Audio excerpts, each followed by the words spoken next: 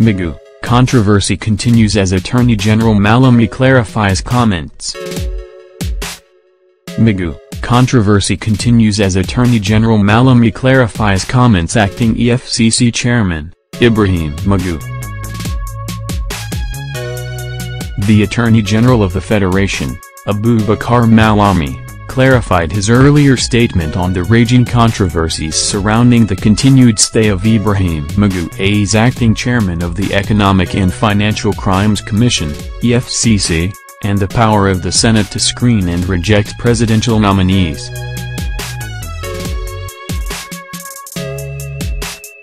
In a statement on Thursday, Mr. Malami said his comment that the power of the Senate to screen presidential nominees was never discussed at the Federal Executive Council should not be misconstrued to mean that the presidency disowned itself. It has come to my notice that a number of media organizations have been distorting and misreporting the proceedings of yesterday's Federal Executive Council (FEC) press briefing, and suggesting that the presidency disowned the acting president on a matter relating to a presidential nomination, the Attorney General claimed.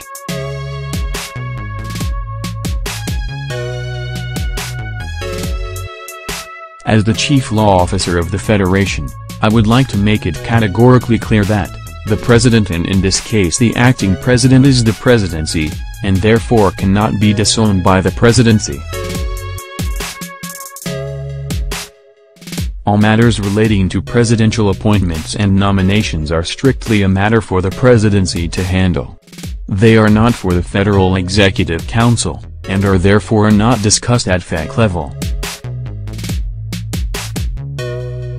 This was the point I made yesterday at the press briefing, and which was unfortunately distorted by the media, he added.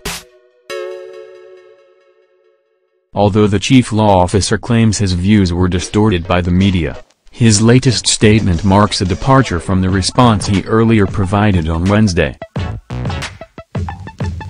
At the end of the Federal Executive Council meeting, a journalist asked Mr. Malami a clear question. Has the Senate gone beyond its powers to actually screen nominees from the president? Leon Osagbi of Tribune newspaper asked. As the Chief Law Officer of the country, Mr. Malami could have responded by saying the content of his Thursday night statement, which now appears an afterthought. Rather, on Wednesday afternoon, he distanced the Federal Executive Council from the stance of acting President Yemi Osinbajo on the matter. The fundamental consideration about the alleged statement is the fact that at no point ever did the Federal Executive Council sit down to arrive at the decision in one way or the other as far as the issue of nomination or otherwise is concerned, Mr. Malami said. Attorney General of the Federation, Abubakar Malami photo, Daily Trust. So, I do not think it constitutes an issue for the Federal Executive Council to make any clarification about because it has never been considered by the Federal Executive Council, he added. In his reaction, President Muhammadu Buhari's spokesperson also said Mr. Osinbajo's stance was a personal opinion of the acting president and not that of the executive. Acting President Yemi Osinbajo speaking. Mr. Osinbajo had stated his stance in April in an interview with journalists and activists while responding to a question on the continuous stay of Mr. Magu as EFCC chairman despite Senate rejection. I fully agree with Mr.